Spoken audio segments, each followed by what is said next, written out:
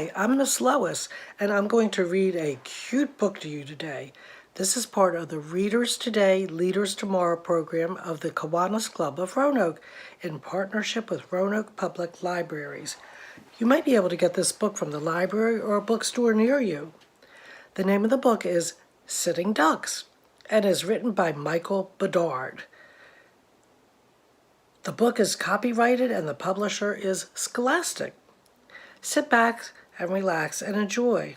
And while I read the story, think about the acts of kindness that made for a very unusual friendship. So here is Sitting Ducks.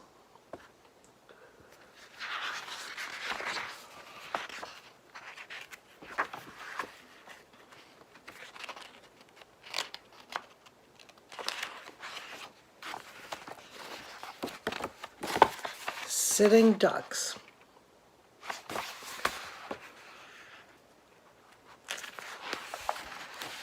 Day after day, a steady supply of ducks rolled off the assembly line at the colossal duck factory. Alligators pushed buttons and pulled levers that kept the machines humming while conveyor belts moved the ducks through the factory. Finally, the ducks were loaded onto trucks for their journey to the city. Rarely did anything go wrong. So here are the duck eggs, and here are the alligators who are working the equipment.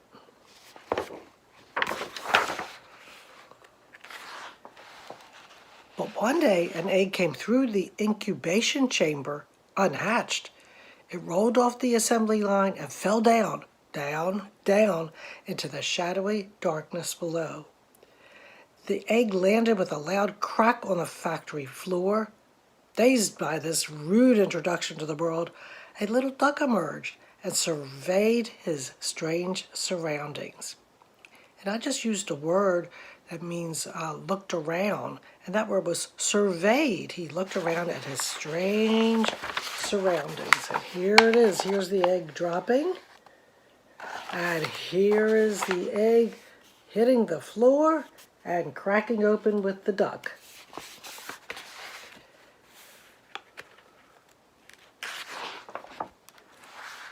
He wandered through the forest of machinery, awed by its size and dazzled by its beauty. So here he is going through all the pipes.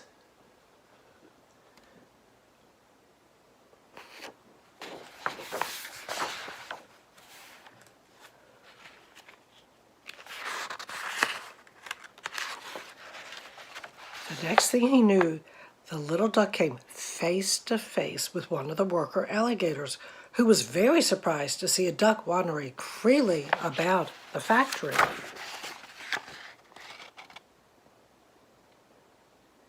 Instead of returning the little duck to the assembly line, the alligator stuffed him into his lunch pail. And that's another name for a lunchbox.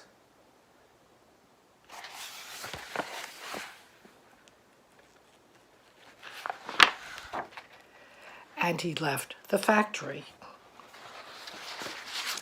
And here are all the alligators checking out of the factory, and here's one with a lunch pail, and here's another one, and we'll have to see which one has the little duck.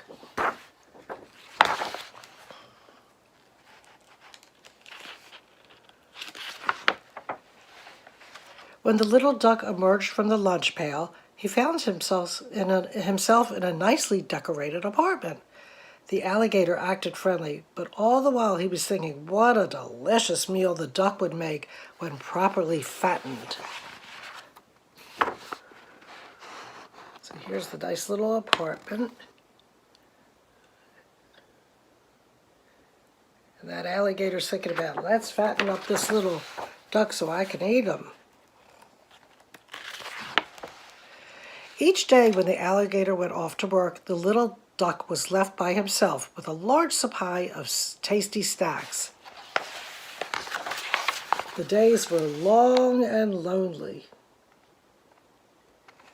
At night, the little duck was so delighted to see his big friend that he danced madly about the apartment. At first, the alligator was bewildered, by this weird welcome, but soon he joined in the crazy dance. And this is a really cute picture of the alligator and the duck dancing together.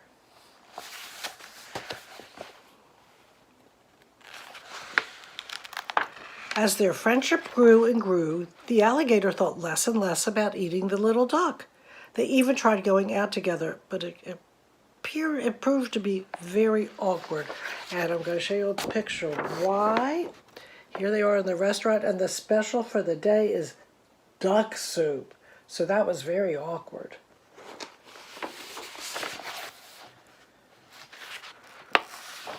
One night, while the alligator worked late at the factory, the little duck pondered the world outside his window. And I just used a word about thinking about something, and that word is pondered. He pondered, he was thinking about the world outside his window. The alligator had warned him never to venture out alone, meaning to go out by himself, but the duck's curiosity got the best of him. He just had to sneak away and explore the streets below.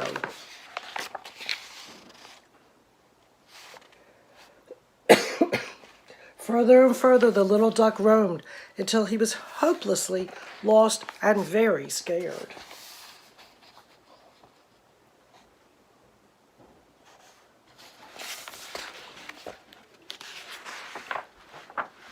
Rounding a corner, the little duck came upon a brightly lit diner. His heart leapt when he saw another duck inside. He rushed in and hopped up on a stool. "Boy, am I glad to see you," said the little duck breathlessly. "Do you have anything good to eat?" "Oh, yes," said the waiter duck.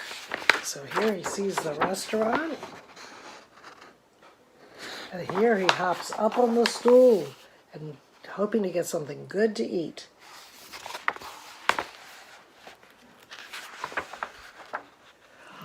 Up popped a huge alligator from behind the counter. "We certainly do."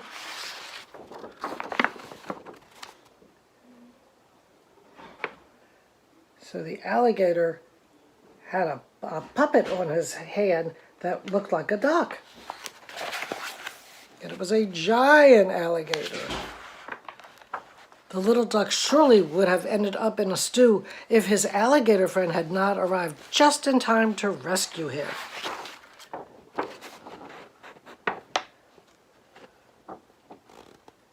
You can see the chef is an alligator, and here they are getting him ready to be stewed.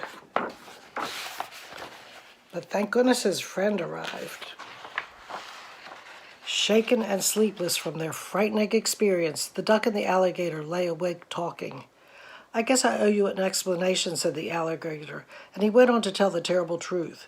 After the ducks are hatched at the factory, they are shipped to a part of the city called Ducktown. There they eat and eat until they grow so fat they can't fly away. Eventually, I'm afraid, they end up as the main course in our favorite restaurants. "Ducks can fly?" asked the little duck. The alligator nodded. The duck was quiet for a while. Then he asked, "Will you take me to Ducktown? I have a plan." So here they were talking about Ducktown.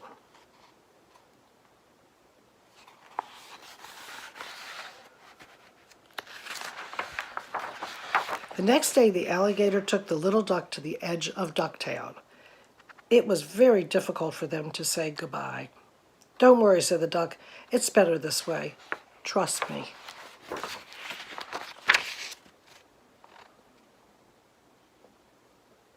The little duck wasted no time in spreading the news. At first, nobody would believe his story about the alligators. They thought he was just a troublemaker. But when the little duck showed them the menu from the Decoy Cafe, the ducks were stunned. "Listen," the little duck said, "this is what we have to do." And this is a menu from the Decoy restaurant, and they served all kinds of different duck dishes.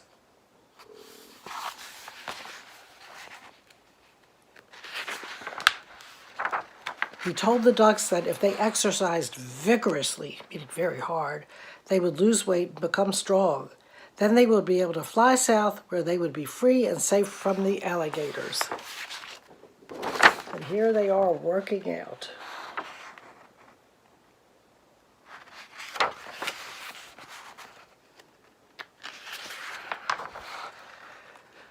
Soon the sky was filled with flying ducks. After some practice, they were ready to fly south, just as ducks are supposed to. When the alligators looked up and saw their delicious ducks flying away, they were very angry, all except for one alligator who was very sad. See if you can find the sad-looking alligator. He's the one right here with the tears in his eyes.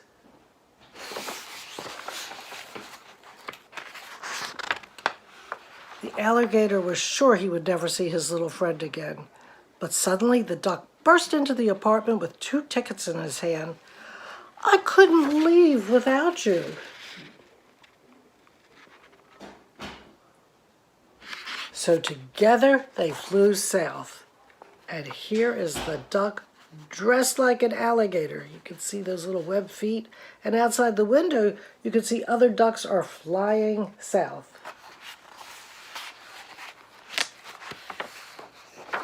The ducks followed the sun to a beautiful tropical island. They were thrilled to find their little hero waiting for them.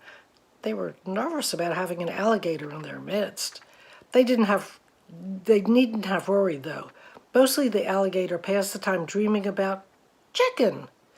Life was good at the Flapping Arms Seaside Resort. So now our alligator, who is the duck's friend, is thinking about eating chicken, not eating duck.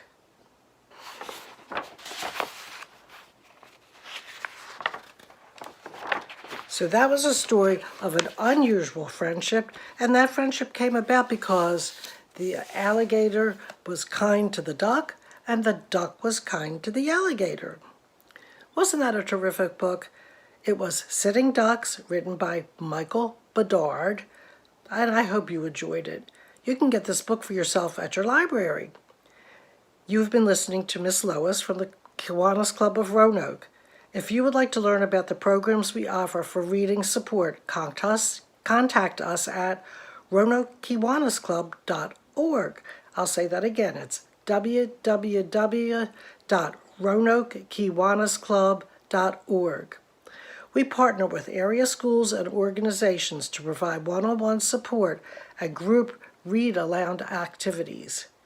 I've enjoyed reading for you today, and I hope you have enjoyed listening. Bye now.